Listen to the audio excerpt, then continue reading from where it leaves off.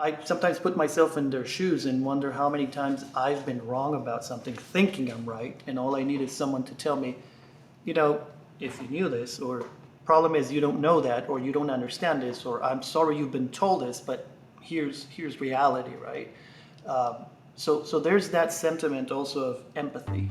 That could be me in any other topic, right? The full and free exercise of our sacred right and duty to vote is more important in the long run than the personal hopes or ambitions of any candidate for any office in the land. You're listening to High Turnout, Wide Margins, an insider's look at election administration hosted by Brianna Lennon and Eric Fay.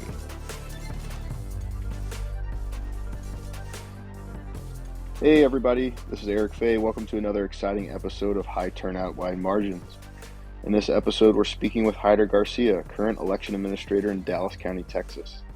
At the time of this taping, Heider had left his position in Tarrant County, Texas as the election administrator and was working for the Election Assistance Commission. Throughout the episode, we explore Heider's accomplishments in Tarrant County, his decision to ultimately leave Tarrant County, Texas, and his impending move to take on the election administrator role in Dallas County. We hope you enjoy it. Start us off by telling us how you got involved in elections in the first place. So where did I start? I started. I was how far back do you want to go? I was born a long time ago in Pennsylvania. Life happened. I grew up in Venezuela. My parents are Venezuelans. I went to college there. I got married there. I'm a computer engineer by training. So my first job, my illusion was to be like working for Pixar, right? Now I'm a horrible artist, so I figured I'd be like the guy developing the software that animators use. That was my plan when I was in my early 20s. And when I graduated, I got this job with a company. That was the early 2000s, the Internet of Things happening, right? They're called Smartmatic, and they were wanting to do like smart home devices back then. There wasn't a lot of that. One thing led to another. They got a bid to do elections programming and software, and that was like 4 months into the company. And so basically I started because I shifted to the group that was programming software for voting machines. That was my first big real project in life. Like we gotta make a voting machine. And you're in it. You're gonna write the software. But what I learned pretty quickly, guys, is that I wasn't the best at coding. Right? Even though I'm supposed to be like a mastermind of coding, I wasn't. I realized I'm always going to have one of these great guys being my boss. But I realized I was good with like people and deployment and projects, right? And kind of being that nerd guy who understands the engineers, but who has the patience to talk to the customers and be the translator between them, right? So after many years of that, I enjoyed a lot. I traveled a lot. I got married, I had kids, and then traveling international wasn't that much fun.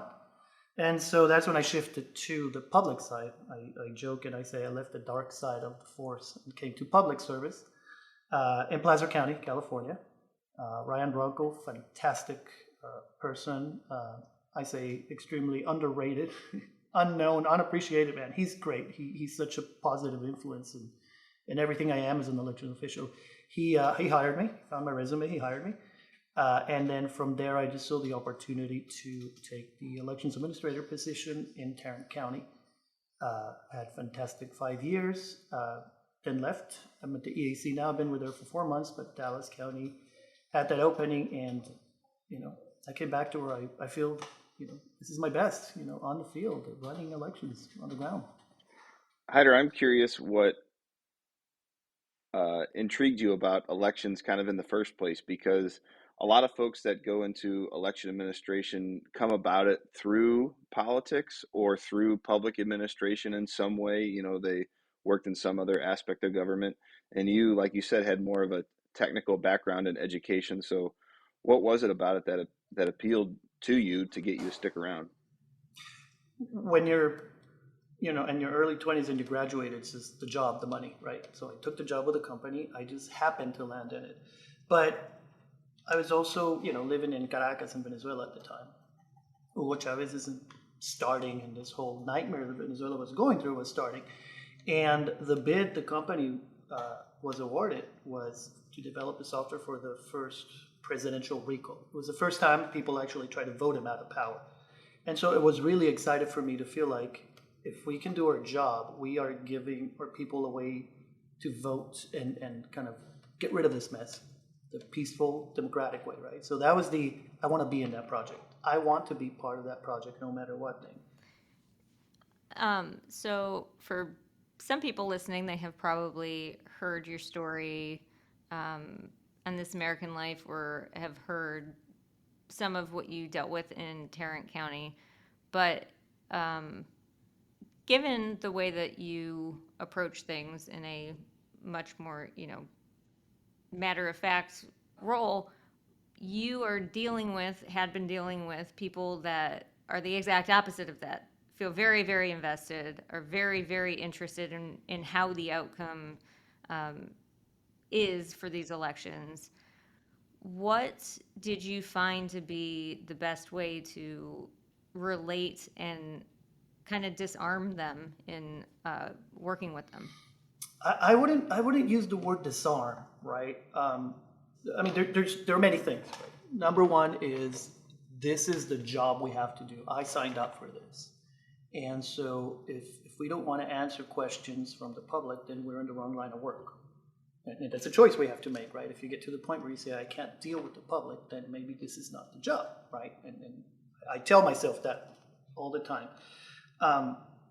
Two, I can also understand how some people may want answers and believe things that they've been told because they've been told things by figures or people they trust, people in leadership positions. And that is one thing that comes with leadership is people are putting trust in you and what you say is going to have an impact. And so I don't see that as, not all the time, not at first at least, stubbornness or denialism, but just as let's sit down and give you facts, right? I think I sometimes put myself in their shoes and wonder how many times I've been wrong about something, thinking I'm right, and all I need is someone to tell me, if you knew this, or problem is you don't know that, or you don't understand this, or I'm sorry you've been told this, but here's reality, right?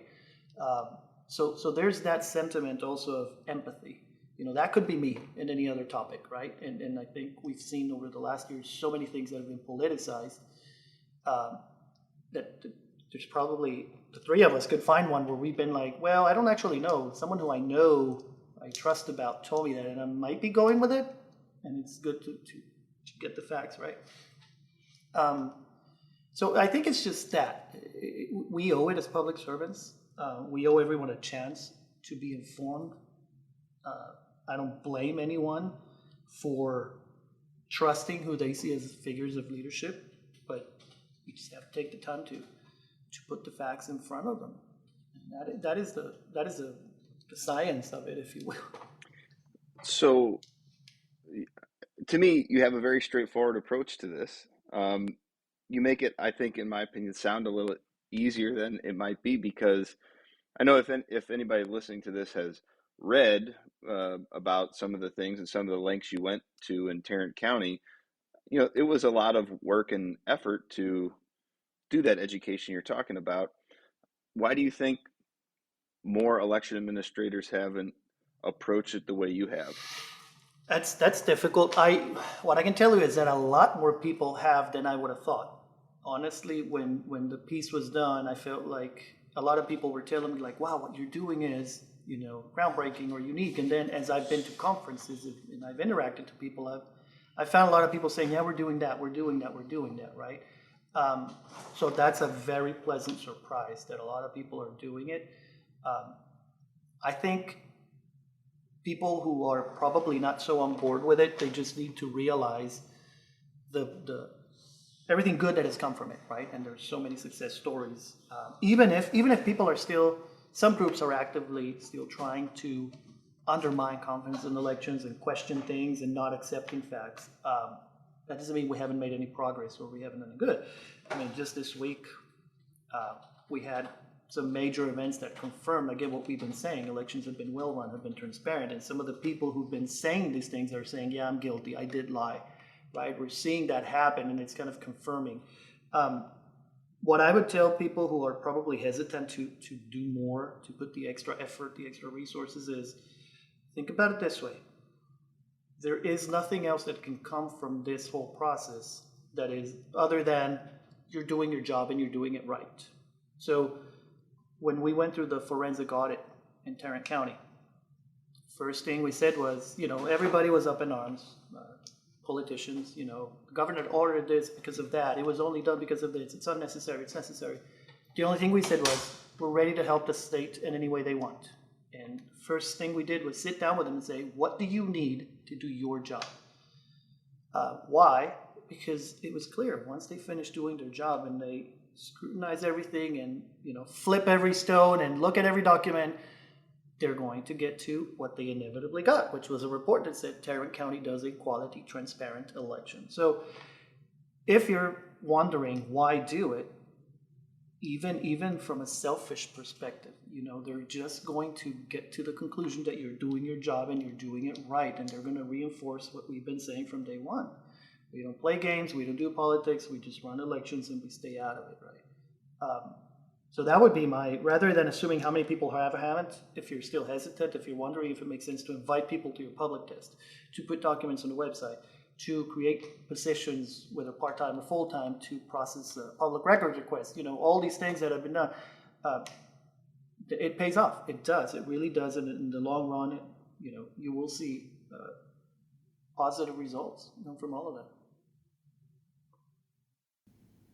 Have you had any instances, because I can hear in the back of my mind as you're saying that, other people saying, well, I don't want people following me around and then misconstruing what they're seeing, or, maybe there is an honest mistake that happens and it gets blown out of proportion, and I don't want that kind of, I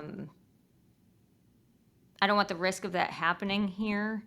Did you have instances where somebody was talking, like in your office, talking about something or following you around, and there was an error, and how you handled that situation?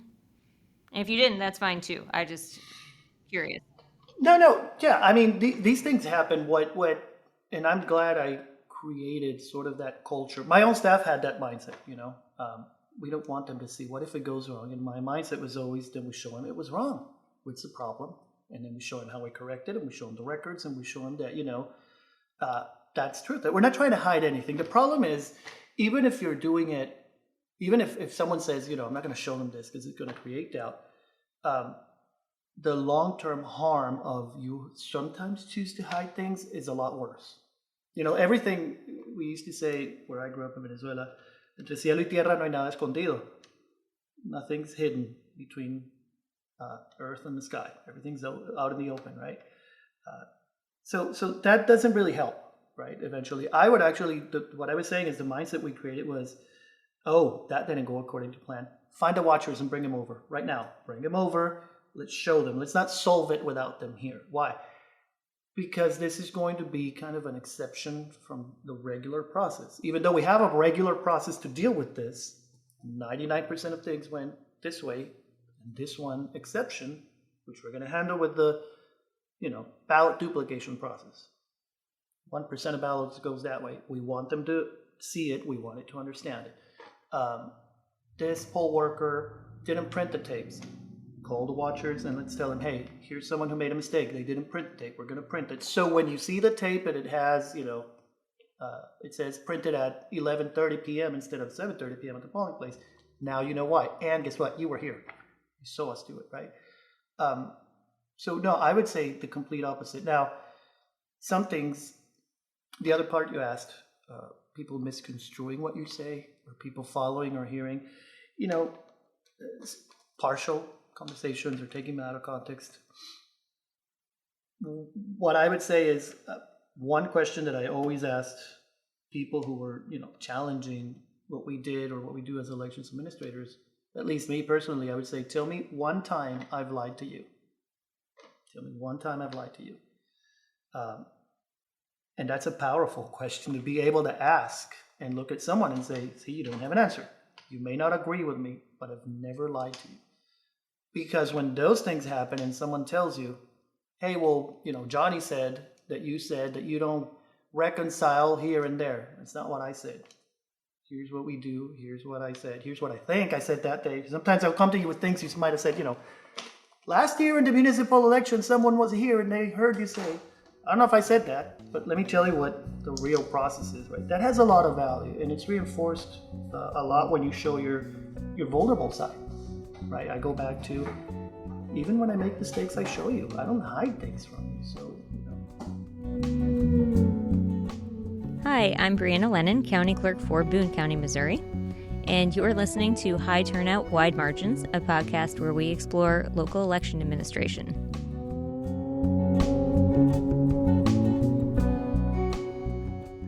So all that said, and to the one point you made, which I think is really important to say first off, I do think, especially since 2020, a lot more election administrators are going the extra length to show folks how things work in the office, to invite the public, observers, challengers, people like that. But you, I think, were a little more high profile in your efforts in Tarrant County. Whether you meant that to happen or not, it transpired that way. And you did all the things you just talked about. And I'm afraid the lesson that other election administrators will take away was that, Heider, he was, everybody saw what he was doing. It was very admirable. A new guy got elected who didn't like it, and then Heider was gone. So what's the lesson for us? What would you say to that? Well, I would say it has nothing to do, right, with that. Expect me to have the same approach, and I did mention that as I was being interviewed with the Dallas Commission. I mean, I expect those principles of transparency, accessibility, of making myself available, of being out there, just giving people facts, that's going to continue the same. I've said that when I get to Dallas, I've got to get my feet wet and learn the Dallas way, because true. I mean, and I think you guys know this. You don't just jump from one county to the next and say, wash, rinse, repeat. Realities are different, but the principles behind them are the same. So I guess the best way to answer your question, Eric, is I didn't quit because that wasn't working. I quit because one person and one person only. I've said, the only thing I've said about that meeting is I did not like what I heard in that meeting. I don't think that is what you ask for from an elections official. And so I had a choice to make. I think we all do all the time. And so I said, I'm not your guy. You can find someone else who likes that or thinks that is the way things should be run, but that's not me.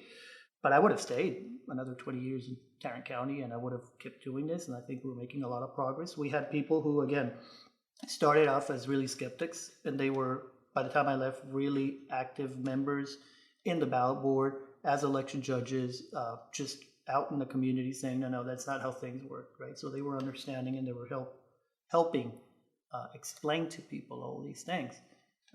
I don't know that if I had done things differently, this wouldn't have been the outcome anyway. And I'll leave it at that. I think there was a reason that meeting happened that had nothing to do with being accessible or answering to questions to the public.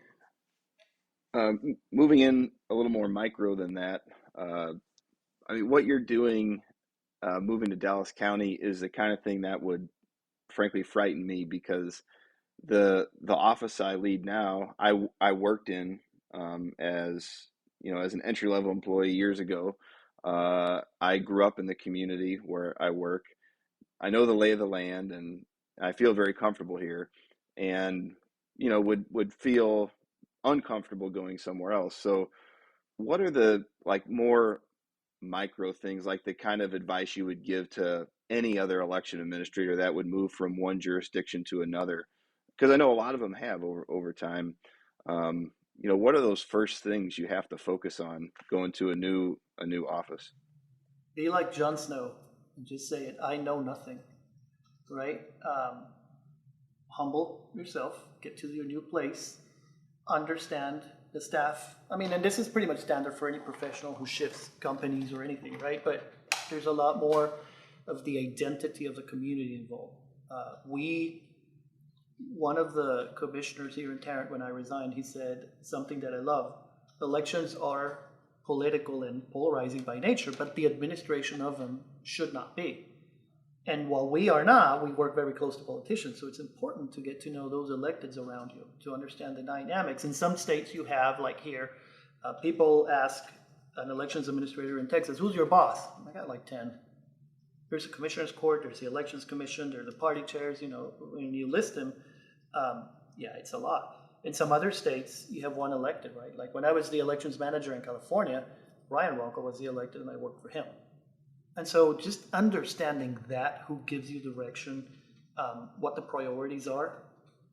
Some counties like to invest a lot in outreach. Some counties think that's not being fiscally conservative and would rather invest in infrastructure than in outreach. And so